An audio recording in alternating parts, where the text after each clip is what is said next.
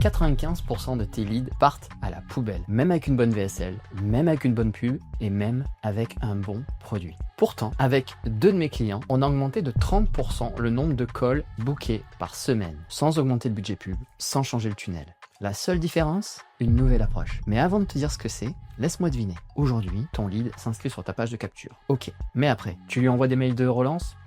Il les lit pas, il n'interagit pas, bref, silence radio. Alors tu dis, ok, va falloir que je trouve un moyen pour relancer mon prospect différemment. Et tu te dis, je vais faire du setting, je vais engager un setter. Tu le recrutes, tu le formes, il prend 5% de commission sur toutes tes ventes et au bout de quelques mois, il s'en va. Parce que setter, la plupart du temps, c'est un métier tremplin. Du coup, avec mes clients, on a voulu tester une nouvelle approche et elle a complètement changé la donne. Dans cette vidéo, je vais te montrer ce qui a changé dans les tunnels en 2026, pourquoi le setting est devenu obligatoire et pourquoi la solution que je vais te proposer pose une vraie question éthique. Et très honnêtement, tu vas peut-être pas être d'accord avec moi.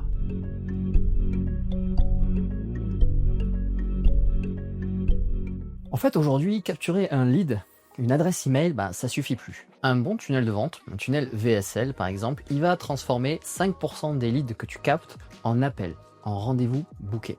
Ça veut aussi dire que 95% des leads que tu génères et que tu payes pour avoir, en fait, ils partent plus ou moins à la poubelle dans les 30 jours. Si tu le relances pas, ton lead meurt dans 95% des cas. Un bon tunnel en 2026, c'est lead, relance, call. Pourquoi ces changements ? En fait, aujourd'hui, l'email marketing a beaucoup perdu de sa puissance. Il n'est pas mort, mais il a beaucoup perdu en puissance. Tu vois, j'ai fait une interview il n'y a pas très longtemps avec Antoine Béane, je te mets le lien juste au-dessus de cette vidéo, et il me partageait son point de vue. Tu vois, à une époque, lui, il envoyait des mails chaque jour. Et chaque jour, il recevait 200 réponses à ses emails. C'était la folie. Et il m'a confié qu'en fait, aujourd'hui, quand il envoie un mail, il reçoit 2 réponses, dont un, je le cite, « Désabonne-moi, connard ». Ça veut dire que le taux d'interaction a été divisé par 100 en 2 ans. Les gens lisent plus les emails, ils se sont inscrits à trop de newsletters. Alors, c'est pas qu'ils ne lisent plus, mais ils les lisent beaucoup moins. Bref, du coup, envoyer tes leads dans ton tunnel VSL ou webinaire et juste espérer qu'avec tes emails ça va marcher, ça ne suffit plus. Alors du coup, c'est quoi la situation actuelle que tu es peut-être même en train de vivre? Tu paies pour générer des leads, il s'inscrit, mais tu n'arrives pas à le contacter. Ton CAC, le coût d'acquisition client, concrètement, combien ça te coûte en publicité pour obtenir un nouveau client, il explose. Le setting devient obligatoire. Alors, pour ceux qui ne connaissent pas, qu'est-ce que c'est le setting? Je vais juste le vulgariser en 2 secondes. Tout simplement, c'est l'action de relancer manuellement un prospect, soit par téléphone, et à ce moment-là, on appelle ça du setting téléphonique, soit par message écrit, WhatsApp, ou bien les DM sur Insta. Donc là, ici, on va parler de ce second cas de figure, le setting par écrit. Donc du coup, la vraie question, c'est pas aujourd'hui, est-ce qu'il faut du setting, c'est comment est-ce qu'on fait du setting? C'est plus une option.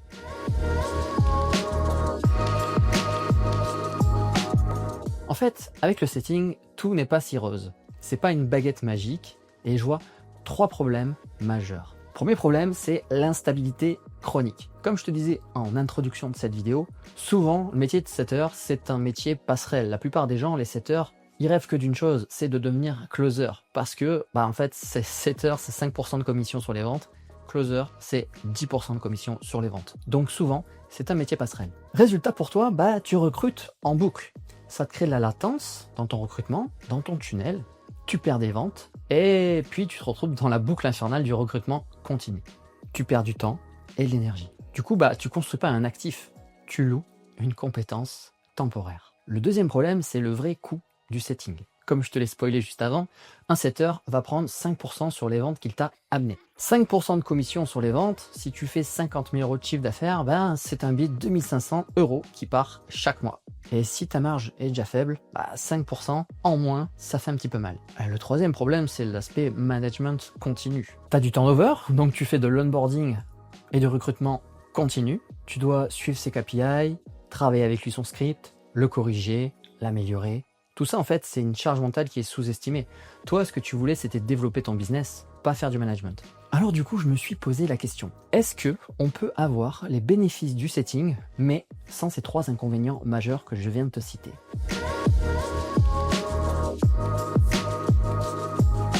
La solution, elle tient en 2 mots.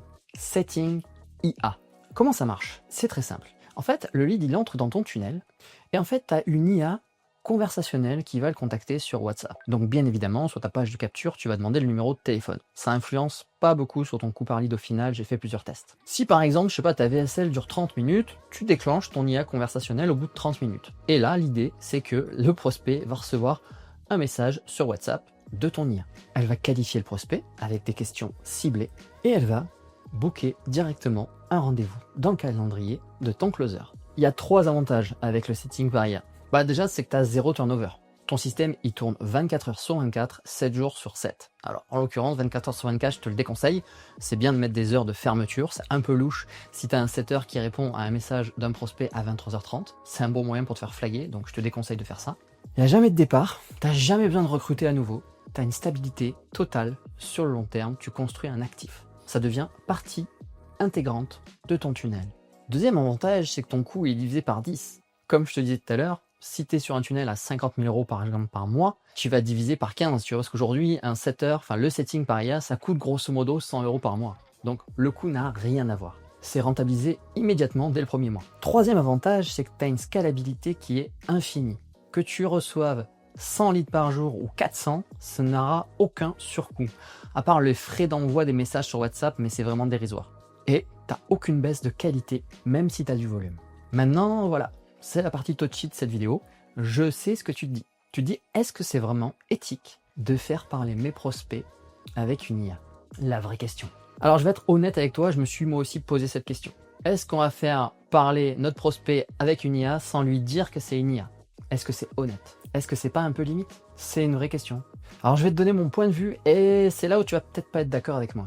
En fait, avant de te répondre, on va regarder vraiment qu'est-ce que c'est concrètement le travail d'un setter. En fait, tu prends quelqu'un, tu l'installes sur un canapé, tu lui donnes un smartphone dans les mains et il passe sa journée le dos courbé à envoyer des messages à des prospects en continu, à faire du copier-coller. Il gère 6, 7, 8, 10 conversations en même temps. Est-ce que cette personne, elle a vraiment de l'attention pour le prospect à qui elle est en train de parler? Est-ce qu'on n'a pas juste robotisé un humain? Mon point de vue, en fait, à moi, il est très simple. Le setting, c'est pas un travail humain. Comme le travail à la chaîne à l'époque du Fordisme. L'être humain n'est pas fait pour faire ça. C'est un travail de machine. C'est répétitif, c'est industriel, c'est du volume. Prendre un humain pour lui faire faire du copier-coller toute la journée, je trouve ça plus déshumanisant que d'utiliser une IA. En fait, cet humain, il pourrait faire bien mieux dans sa vie, tu vois. Il pourrait monter en compétences, peut-être se former au closing. Là, il y a un vrai intérêt d'avoir une interaction entre humains. Tu écoutes la personne, tu comprends son problème, tu as de l'empathie, tu construis une relation. Ça, c'est un job d'humain. Pas envoyer 200 DM par jour. En fait, quand ton prospect aujourd'hui, il parle avec un setter humain, il parle avec quelqu'un qui est en train de gérer 8 conversations en même temps et qui fait des copier-coller. Il suit un script à la lettre, il n'a pas de marge de manœuvre. Est-ce que c'est vraiment mieux qu'une IA qui répond instantanément, personnalise en fonction des réponses, ne se fatigue jamais, ne fait pas d'erreur de copier-coller? Au final, je pense que le prospect, il est mieux servi par une IA que par un humain transformé en robot. Alors bien sûr, encore une fois, c'est mon point de vue et tu as le droit de pas être d'accord.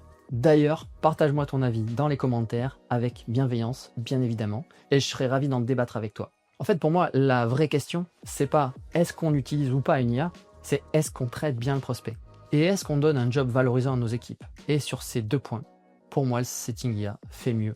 Point final. Bon, maintenant que j'ai posé le sujet, laisse-moi te montrer concrètement comment ça marche, si tu veux mettre ça en place. À ma connaissance, il y a aujourd'hui 3 acteurs sur le marché qui proposent ça. Tu as Orsay, SetSmart, SmartFunnel, j'en ai testé 2 des 3. Il y en a un qui va être plus axé personnalisation, agence sur mesure, donc c'est SmartFunnel. Et moi, celui que j'utilise actuellement avec 2 clients, c'est SetSmart. Donc là, c'est plus en mode SaaS. Dès qu'un prospect s'inscrit pour une VSL, on envoie une notification à l'agent IA qui le contacte sur WhatsApp. L'idée, c'est d'avoir un opener qui va lui dire « Salut, je m'appelle, je sais pas, Thomas, je suis l'assistant de nom de ton client, nom de ton business. Machin m'a demandé de t'envoyer un cadeau parce que j'ai vu que tu t'es inscrit pour la masterclass. Est-ce que je peux te l'envoyer ici ?» Tu vois, l'idée, c'est d'avoir un opener où les gens ils te disent oui ou non, tu vois. Et donc ça permet d'ouvrir la conversation, comme son nom l'indique. Et après ça, il va s'en suivre des questions de qualification que tu auras définies en amont avec ton script que tu as donné à ton IA, qui va pouvoir qualifier ou disqualifier des prospects. Et en fonction, si le prospect est qualifié, eh bien, tout simplement, on va lui envoyer le lien Calendly pour booker un appel. Si le prospect ne répond pas à H+4, il va être relancé, et H+23h59 également, parce qu'avec WhatsApp, tu as une fenêtre de 24 heures pour pouvoir contacter un prospect qui s'est inscrit. Quand tu vas mettre ça en place, je te conseille de mettre des URL dédiés pour tout ce qui va être calendrier, pour mesurer l'impact de ces settings IA dans ton business. En tout cas, moi j'ai mesuré, ça m'a apporté sur 2 clients distincts, plus 30% d'appels réservés par semaine. Pour qui c'est fait, pour qui ce n'est pas fait, alors je dirais que c'est fait pour toi si tu as déjà un tunnel en place, que ce soit de la masterclass, de la VSL, tu veux scaler sans faire exploser ta masse salariale, tu en as marre de faire du recrutement et de faire du management, tu vois que ton coût par appel est cher, ta marge est faible, tu as envie de l'augmenter. Après, c'est pas pour toi si tu trouves ça complètement inhumain et inimaginable de faire parler tes prospects avec une IA. Et ça, franchement, je respecte, c'est vraiment des questions de choix et je sais pas, de valeur personnelle.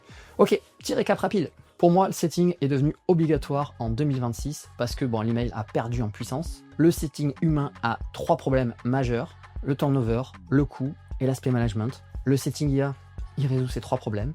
Il amène 30% d'appels en plus par semaine sur mon expérience, en tout cas de ce que j'ai pu observer. Tu divises par 15-20 tes coûts. Bref, pour moi, c'est game changer et c'est un indispensable en 2026 dans ton tunnel. Voilà, j'espère qu'en tout cas, cette vidéo a pu t'aider. Si tu veux qu'on regarde ensemble comment tu peux intégrer ce système dans ton tunnel actuel, clique sur le lien en description. Je propose en fait des sessions de consulting. C'est des moments d'échange où on fait un point à 360 sur ton business. Je travaille sur tous les axes: acquisition, conversion, livraison, et toi tu repars avec un plan d'action structuré à mettre en place dans les 7 jours. Check dans la description, j'ai mis le lien vers mon calendrier. Si j'ai encore de la dispo, on parle de ça avec plaisir. Et n'oublie pas de me dire en commentaire si toi t'es team setting humain ou setting IA. L'espace commentaire est fait pour ça, dans le respect et la bienveillance, bien évidemment. C'était tout pour la vidéo d'aujourd'hui. J'espère que ça a été utile et pertinent pour toi. Je te dis à bientôt pour la prochaine vidéo. Ciao, ciao.